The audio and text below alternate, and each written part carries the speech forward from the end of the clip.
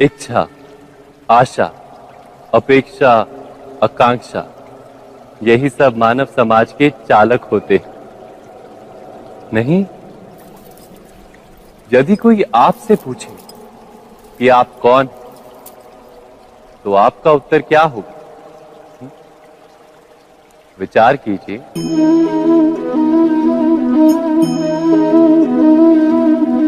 आप तुरंत ही ये जान पाएंगे कि आपकी इच्छाएं ही आपके जीवन की व्याख्या है। कुछ पाने से मिली सफलता, कुछ ना पाने से मिली निष्फलता ही आपका परिचय। अधिकतर लोग ऐसे जीते हैं कि स्वयं भीतर से मरते रहते हैं, किंतु अपनी इच्छाओं को नहीं मार पाते। इच्छाएं उन्हें दौड़ाती हैं जिस प्रकार मृग तृष्णा मृग को दौड़ाती। परंतु इन्हीं इच्छाओं के गर्भ में ही ज्ञान का प्रकाश भी। कैसे? जब इच्छाएं अपूर्ण रहती और टूटती, तब वहीं से ज्ञान की किरण प्रवेश करती है मनुष्य के हृदय। ना, ये कथा नहीं है केवल इच्छाओं के संघर्ष की, नहीं है केवल महत्वाकांक्षाओं से जन्म लेने वाले भयावह रक्तपात। ये कथा है इच्छाओं के गर्भ से उदित होते हुए ज्ञान की। मैं वासुदेव कृष्ण आप सभी को निमंत्रण देता हूं इस यात्रा पे चलने का, जो जीवन का मर्म सिखाएगी, मनुष्य का धर्म सिखाएगी, कीचड़ से उठकर कमल बनने का कर्म सिखाएगी। और इस यात्रा का नाम है महाभारत।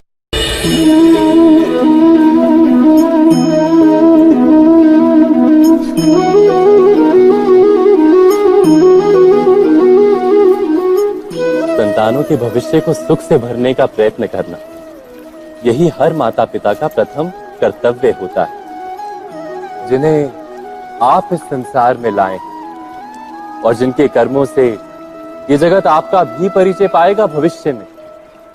उनके भविष्य के सुख की योजना करने से अधिक महत्व और हो भी क्या सकता है। किंतु सुख और सुरक्षा, क्या ये मनुष्य के कर्मों से प्राप्त नहीं होते?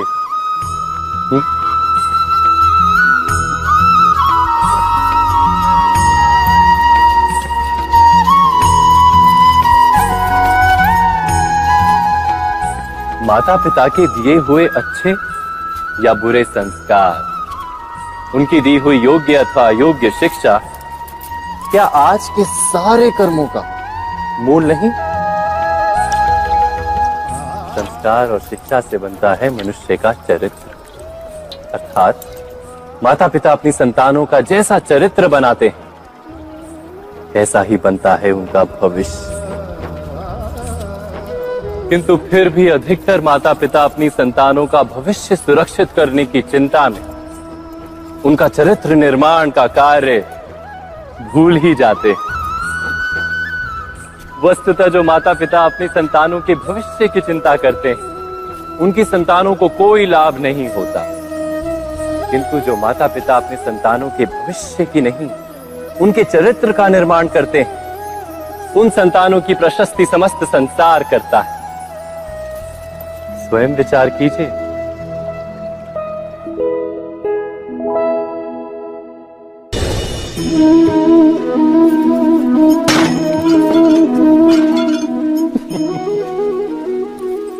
कभी कभी कोई घटना मनुष्य के जीवन की सारी योजनाओं को तोड़ देती और मनुष्य उस आघात को अपने जीवन का केंद्र मान लेता।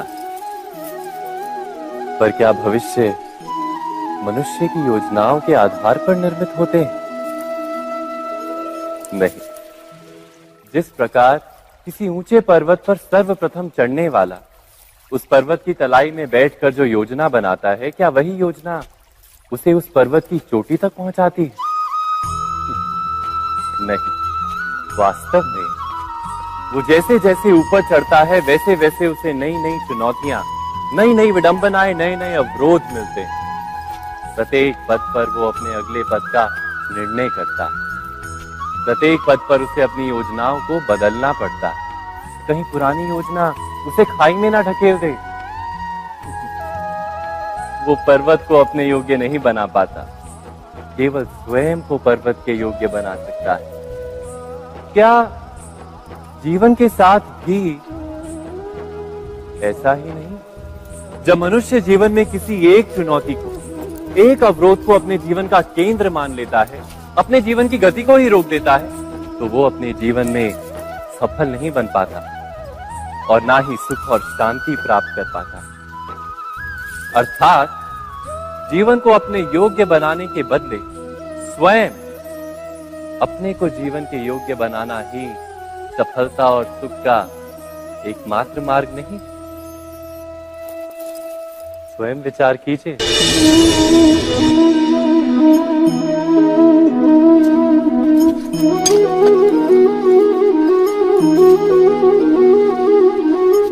भविष्य का दूसरा नाम है संघर्ष। हृदय में आज इच्छा होती है और यदि पूर्ण नहीं हो पाती तो हृदय भविष्य की योजना बनाता है। भविष्य में इच्छा पूर्ण होगी ऐसी कल्पना करता रहता है, किंतु जीवन ना तो भविष्य में है ना अतीत में। जीवन तो इस क्षण का नाम, अर्थात इस क्षण का अनुभव ही जीवन का अनुभव।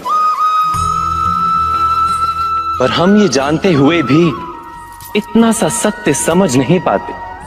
या तो हम बीते हुए समय के स्मरणों को घेर कर बैठे रहते हैं, या फिर आने वाले समय के लिए हम योजनाएं बनाते रहते हैं और जीवन जीवन बीत जाता है। एक सत्य यदि हम हृदय में उतार लें कि ना हम भविष्य देख सकते हैं, ना ही भविष्य निर्मित कर सकते हैं, हम तो केवल धैर्य और साहस के साथ भविष्य को आलिंगन दे सकते हैं, स्वागत कर सकते हैं भविष्य का। तो क्या जीवन का हर पल जीवन से नहीं भर जाएगा? स्वयं विचार कीजिए। पूर्वजों की इच्छा, आशा, महत्वाकांक्षा, क्रोध, बैर, प्रतिशोध, यही सब आने वाली पीढ़ी की धरोहर बनते हैं। माता पिता अपनी संतानों को देना तो चाहते हैं समस्त विश्व का सुख, पर देते हैं अपनी पीड़ाओं की संपत्ति। देना चाहते हैं अमृत, पर साथ ही साथ विष का घड़ा भी भर देते हैं। आप विचार कीजिए, आपने अपनी संतानों को क्या दिया आज तक?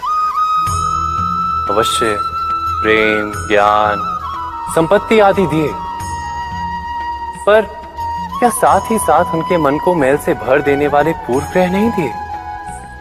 अच्छे बुरे की पूर्व निर्धारित व्याख्याएं नहीं दी? व्यक्ति का व्यक्ति के साथ, समाजों का समाजों के साथ, राष्ट्र का राष्ट्र के साथ संघर्ष क्या इन्हीं पूर्व ग्रहों से निर्मित नहीं होते? हत्या, मृत्यु, रक्तपात क्या इन्हीं पूर्व ग्रहों से नहीं जन्मते? अर्थात माता पिता अपनी संतानों को जन्म के साथ मृत्यु का दान भी देते हैं।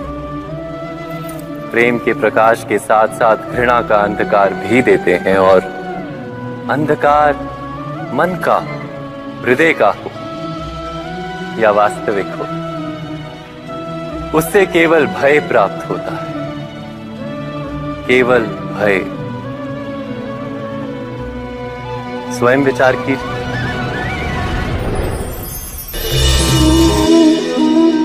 मनुष्य के हृदय में भय का साम्राज्य रहता है सदा।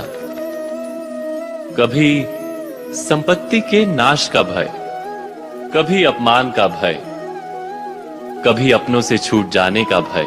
इसीलिए भय का होना सबको स्वाभाविक ही लगता है।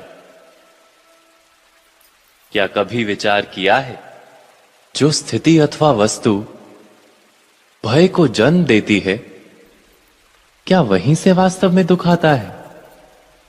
नहीं, ऐसा तो कोई नियम नहीं। और सबका अनुभव तो ये बताता है कि भय धारण करने से भविष्य के दुख का निवारण नहीं होता। भय केवल आने वाले दुख की कल्पना मात्र ही है, वास्तविकता से इसका कोई संबंध नहीं है। तो क्या ये जानते हुए भी कि भय कुछ और नहीं, केवल कल्पना मात्र ही है, इससे मुक्त होकर निर्भय बन पाना क्या बहुत कठिन है? अवश्य विचार कीजिएगा।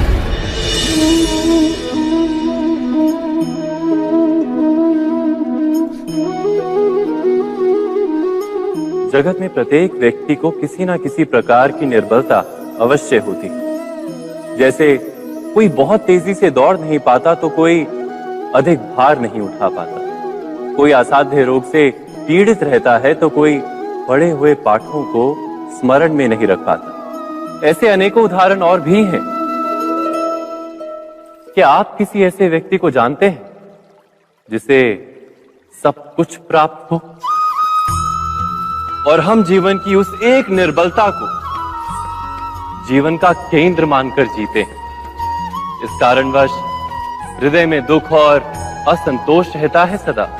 निर्बलता मनुष्य को जन्म से अथवा संजोग से प्राप्त होती है, किंतु उस निर्बलता को मनुष्य का मन अपनी मर्यादा बना लेता है। किंतु कुछ व्यक्ति ऐसे भी होते हैं जो अपने पुरुषार्थ और श्रम से उस निर्बलता को पराजित कर देते हैं। क्या भेद है उनमें और अन्य लोगों में? क्या आपने कभी विचार किया है? सरल सा उत्तर है इसका। जो व्यक्ति निर्बलता से पराजित नहीं होता, जो पुरुषार्थ करने का साहस रखता है हृदय में, वो निर्बलता को पार कर जाता है। अर्थात निर्बलता अवश्य ईश्वर देता है, किंतु मर्यादा मनुष्य का मन ही निर्मित करता है। स्वयं विचार कीजिए।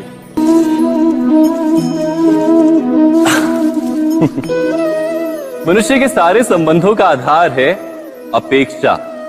पति कैसा हो जो मेरा जीवन सुख और सुविधा से भर दे, पत्नी कैसी हो जो सदैव मेरे प्रति समर्पित रहे, संतान कैसी हो जो मेरी सेवा करे, मेरा आदेश माने।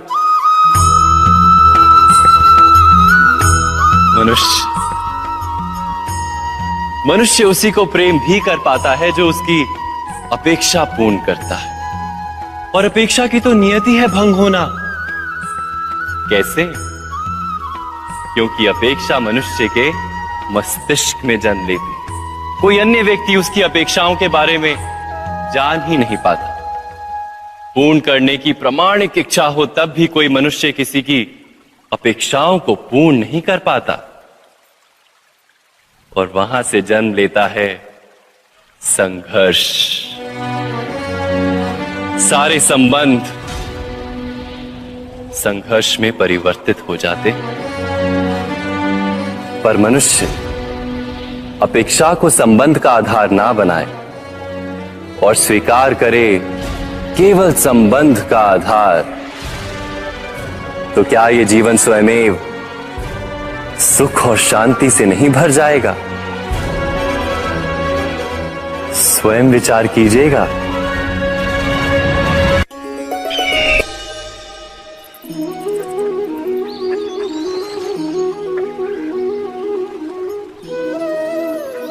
समय के आरंभ से ही मनुष्य को एक प्रश्न सदा पीड़ा देता है कि वो अपने संबंधों में अधिकतम सुख और कम से कम दुख किस प्रकार प्राप्त कर सकता है। क्या आपके सारे संबंधों ने आपको संपूर्ण संतोष दिया है? विचार कीजिए।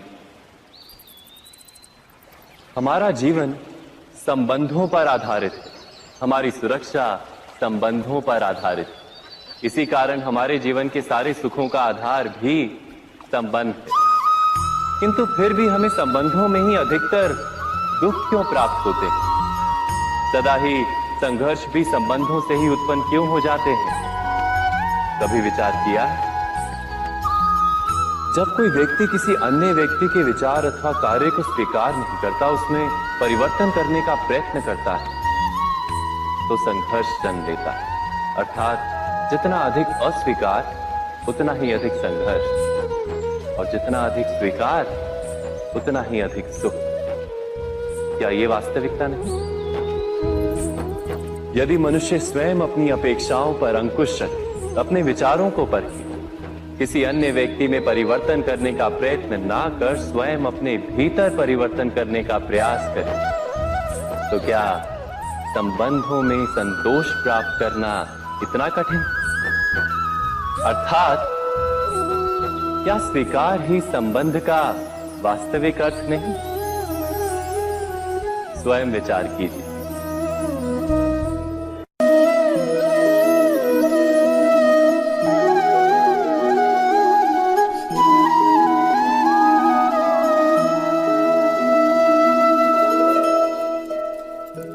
जब किसी व्यक्ति को किसी घटना में अन्याय का अनुभव होता है, तो वो घटना उसके अंतर को झकझोर देती, समस्त जगत उसे अपना शत्रु प्रतीत होता है।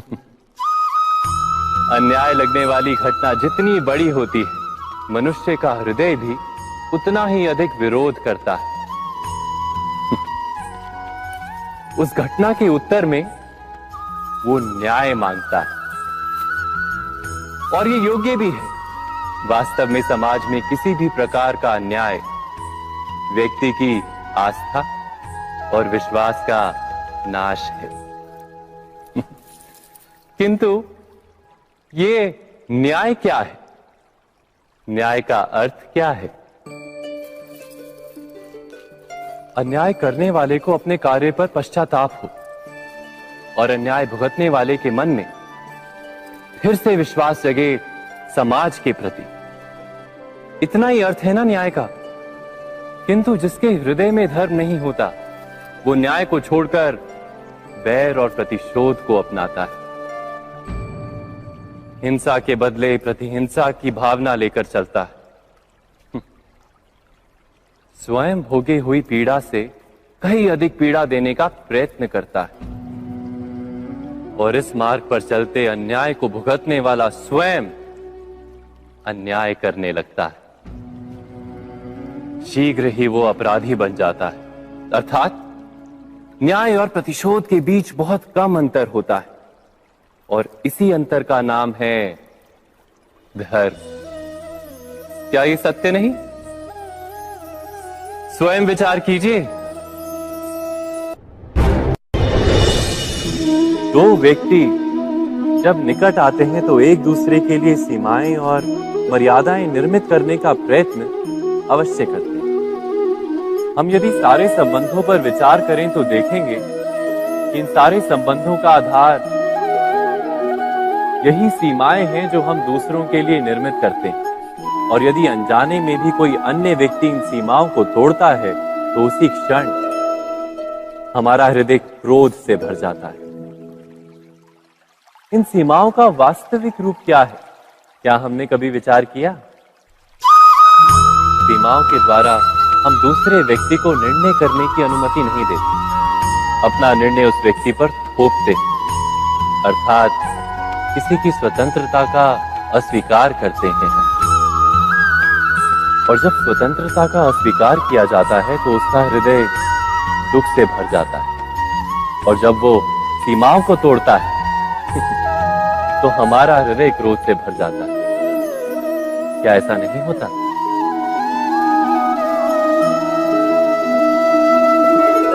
पर यदि एक दूसरे की स्वतंत्रता का सम्मान किया जाए तो किसी मर्यादाओं या सीमाओं की आवश्यकता ही नहीं होती।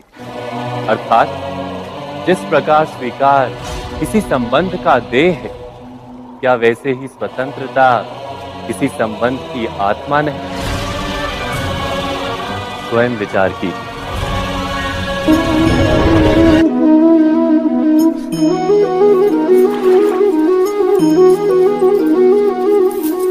पिता सदा ही अपने संतान के सुख की कामना करते हैं, उनके भविष्य की चिंता करते रहते हैं। इसी कारणवश सदा ही अपने संतानों के भविष्य का मार्ग स्वयं निश्चित करने का प्रयत्न करते रहते हैं। जिस मार्ग पर पिता स्वयं चला है, जिस मार्ग के कंकर पत्थर को स्वयं देखा है, मार्ग की छाया, मार्ग की धूप को स्वयं जाना है, उसी मार्ग पर उसका पुत्र भी चले, यही इच्छा रहती है हर पिता की। निस्संदेह उत्तम भावना है ये, किंतु 3 प्रश्नों के ऊपर विचार करना हम भूल ही जाते हैं। कौन से प्रश्न? प्रथम प्रश्न, क्या समय के साथ प्रत्येक मार्ग बदल नहीं जाते? क्या समय सदा ही नई चुनौतियों को लेकर नहीं आता?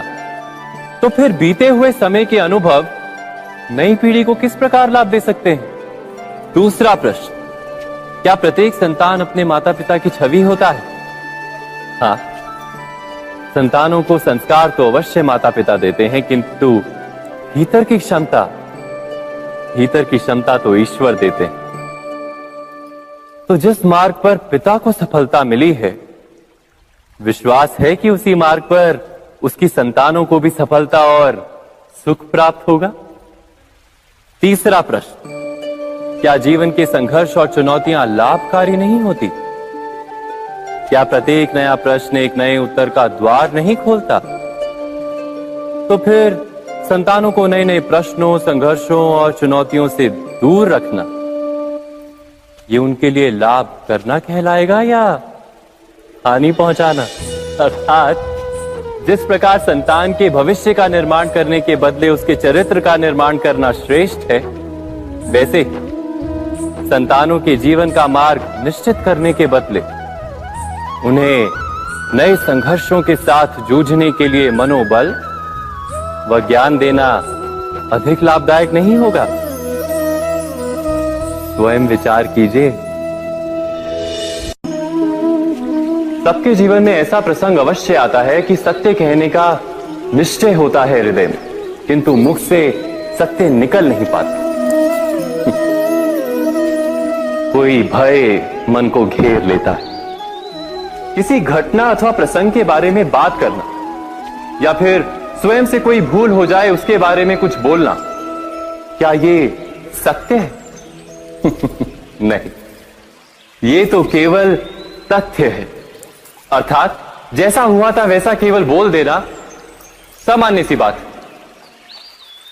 किंतु कभी कभी उस तथ्य को बोलते हुए भी भय लगता है। कदाचित किसी दूसरे की भावनाओं का विचार आता है मन, दूसरे को दुख होगा, ये भय भी शब्दों को रोकता है। तो ये सत्य क्या है? क्या हमने कभी विचार किया है? जब भय रहते हुए भी कोई तथ्य बोलता है तो वो सत्य कहलाता है। वास्तव में सत्य कुछ और नहीं, केवल निर्भयता का दूसरा नाम है। और निर्भय होने का कोई समय नहीं होता, क्योंकि निर्भयता आत्मा का स्वभाव है। अर्थात क्या प्रत्येक क्षण सत्य बोलने का क्षण नहीं होता?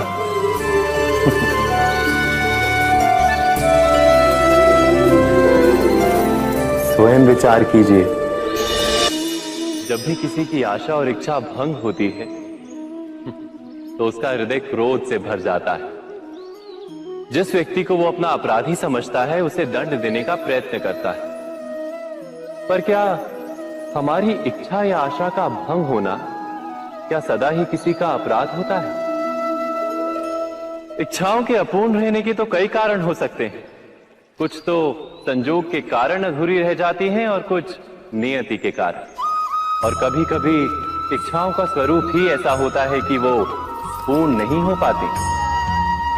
बिना परिस्थिति पर विचार किए किसी को अपराधी मान लेना न्याय नहीं, प्रतिशोध है। न्याय का आधार तो दया है, करुणा है, और प्रतिशोध का आधार क्रोध, अहंकार। अर्थात हृदय में करुणा धारण किए बिना किसी के अपराध के विषय में विचार करना, किसी को दंड देना क्या अपने आप में ही अन्याय नहीं? स्वयं विचार कीजिए।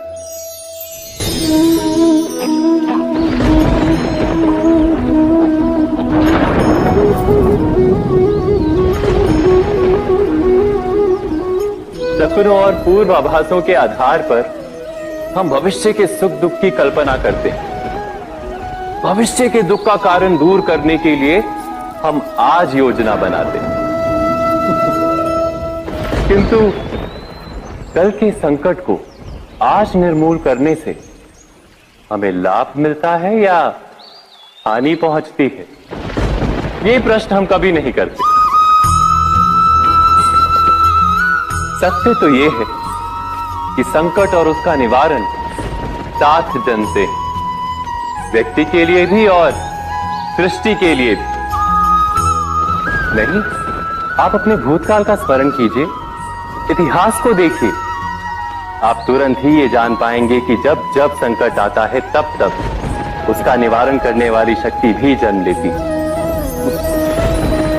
यही तो जगत का चलन है। वस्तुतः संकट ही शक्ति के जन्म का कारण है। प्रत्येक व्यक्ति जब संकट से निकलता है तो एक पद आगे बढ़ा होता है, अधिक चमकता है, आत्मविश्वास से अधिक भरा होता है, न केवल अपने लिए अपितु विश्व के लिए भी। क्या ये सत्य नहीं? वास्तव में संकट का जन्म है एक अवसर का जन्म, अपने आप को बदलने का अवसर, अपने विचारों को ऊंचाई पर करने का अवसर, अपनी आत्मा को बलवान और ज्ञान मंडित बनाने का अवसर। जो ये कर पाता है उसे कोई संकट नहीं होता, किंतु जो ये नहीं कर पाता वो तो स्वयं एक संकट है विश्व के लिए। विचार कीजिए।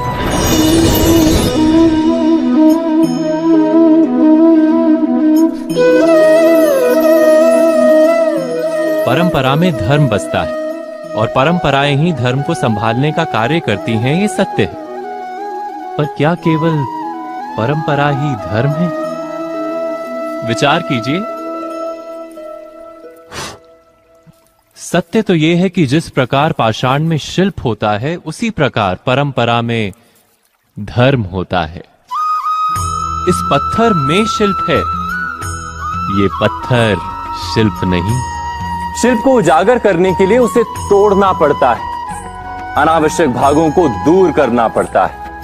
ठीक उसी प्रकार परंपराओं में धर्म ढूंढना पड़ता है। जिस प्रकार इंद्र पूजा की परंपरा को तोड़कर गोवर्धन पूजा का धर्म ना ढूंढा जाता तो यादवों को उनकी मुक्ति का मार्ग नहीं मिल पाता।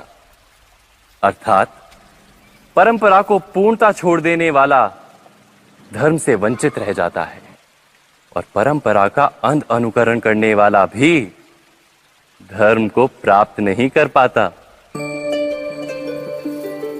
कहते हैं हंस के पास नीर क्षीर विवेक होता है। दूध में मिले पानी को छोड़कर केवल दूध ही ग्रहण करता है। तो क्या सच्चा धर्म प्राप्त करने के लिए हृदय में ज्ञान से जन्मा विवेक आवश्यक है? और ऐसे विवेक के बिना जिसे धर्म मान भी लिया जाए, जो वास्तव में धर्म ना भी हो, ऐसा भी तो हो सकता है। स्वयं विचार कीजिएगा।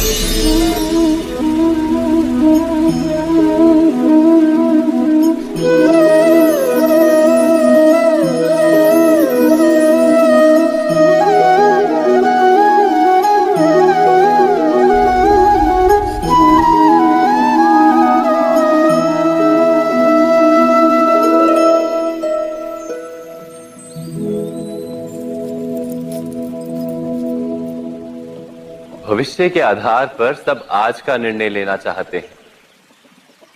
भविष्य में सुख मिले, भविष्य सुरक्षित हो, ऐसे निर्णय आज लेने का प्रयत्न रहता है सबका। आप अपने जीवन को देखिए, क्या आपके अधिकतर निर्णय के पीछे भविष्य का विचार नहीं होता? और हो भी क्यों ना, अपने जीवन को सरल और सुखमय बनाने का प्रयत्न करने का अधिकार सबका है।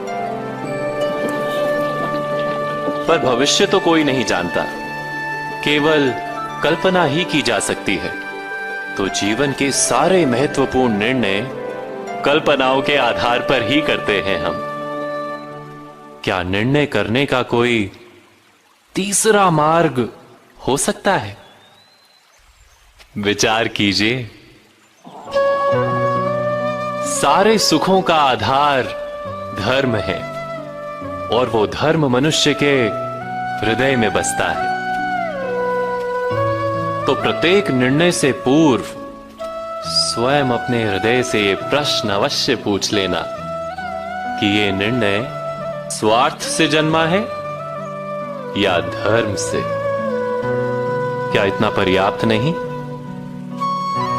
भविष्य के बदले धर्म का विचार करने से क्या भविष्य अधिक सुखपूर्ण नहीं होगा?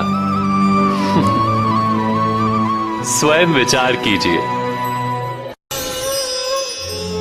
व्यक्ति को जब उसके अपराध का दंड मिलता है तब कभी कभी उस न्याय को देखकर मन कचोटता है। प्रश्न उठता है हृदय में कि जब वो अपराध हुआ था तब व्यक्ति भिन्न था। उसके पश्चात उसने इतने पश्चाताप किए, स्वयं में इतना परिवर्तन किया, फिर उसे दंड क्यों मिले? पर जहां आघात होता है वहां प्रत्याघात भी होता है।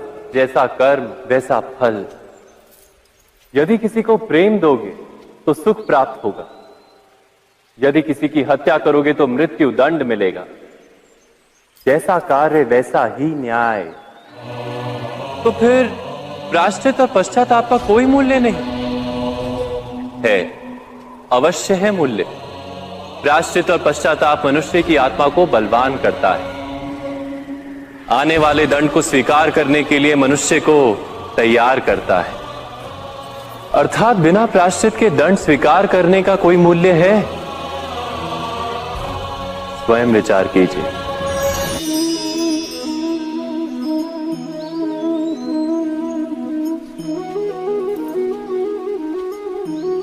जब अपने किसी अच्छे कार्य के उत्तर में दुख प्राप्त होता है अथवा किसी को उसके दुष्ट कार्य में सुख मिलता है तो मन अवश्य ये विचार करता है कि अच्छा कार्य करने का, धर्म के मार्ग पर चलने का तात्पर्य क्या है। पर दुष्ट आत्मा को क्या प्राप्त होता है ये भी देखिए। दुष्टता करने वाला हृदय सदा चंचल रहता है, अकुलाता रहता है। मन में सदा नए नए संघर्ष उत्पन्न होते हैं। अविश्वास उसे जीवन भर दौड़ाता है। क्या ये सुख? जबकि धर्म पे चलने वाले, अच्छा कार्य करने वाले, सच्चरित्र व्यक्ति का हृदय शांत रहता है। परिस्थितियां उसके जीवन के सुख में बाधा नहीं बनती। समाज में सम्मान और मन में संतोष रहता है सदा। अर्थात अच्छा बर्ताव भविष्य में किसी सुख का मार्ग नहीं। अच्छा बर्ताव स्वयं सुख अथवा बुरा बर्ताव भविष्य में किसी दुख का मार्ग नहीं। अधर्म उसी क्षण दुख उत्पन्न करता है। धर्म से सुख नहीं, धर्म स्वयं।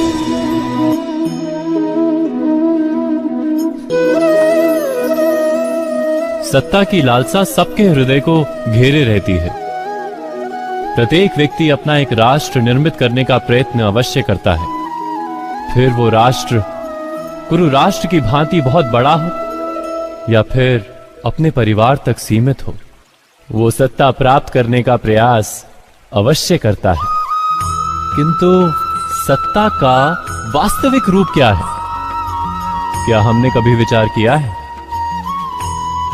एक मनुष्य जितने अधिक लोगों के जीवन को प्रभावित कर सके, जितने अधिक लोगों के जीवन की स्वतंत्रता पर अंकुश रख सके, उतनी ही अधिक सत्ता का अनुभव करता है वो।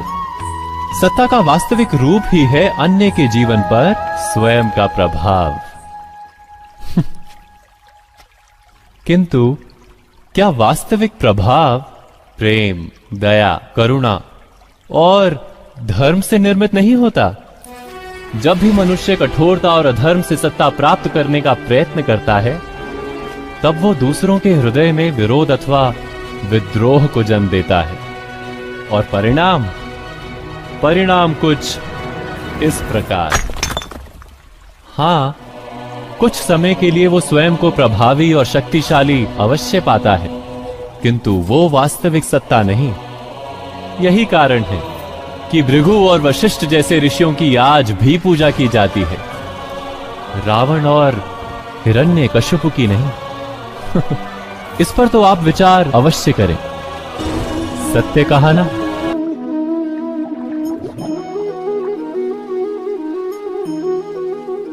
इस संसार में आने वाला प्रत्येक बालक संपूर्णतः संस्कार रहित होता है। उसके अंतर पर ना किसी अच्छे संस्कार के चिन्ह अंकित होते हैं, ना ही बुरे संस्कार के। अर्थात जन्म से बालक में ना कोई गुण होता है और ना ही कोई दोष। तो ये दोष अथवा गुण किस प्रकार प्राप्त होते हैं? क्या हमने कभी विचार किया है? जो बात माता पिता के मुख से निरंतर सुनी जाती है, वही बात उनकी संतानों के हृदय का संस्कार बनती है। जैसे किसी गांव में नदी तट तक एक पगडंडी बन जाती है, केवल उस मार्ग पर बार बार चलने के कारण। अर्थात माता पिता के हृदय की इच्छाएं उनकी संतानों के हृदय का दोष अथवा गुण बनकर जन्म लेती हैं। क्या ये सत्य नहीं? पर फिर भी जब उनकी संतानों में कोई दोष दिखाई देता है, तो माता पिता आश्चर्य और दुख से भर जाते हैं। माता पिता का हृदय ये प्रश्न करता है कि उनकी संतानों में ये कुसंस्कार आए कहां से। सत्य तो यही है कि माता पिता अपनी संतानों को अनजाने में ही कुसंस्कार के बीज दे देते हैं, जो उनके संतानों की हृदय भूमि पर कुसंस्कार का वृक्ष बनकर उगता है। अर्थात अपनी संतानों को सुसंस्कारी और धर्ममय बनाने की आशा रखने वाले प्रत्येक माता पिता को प्रथम अपने हृदय की इच्छाओं पर अंकुश रखना क्या अनिवार्य नहीं?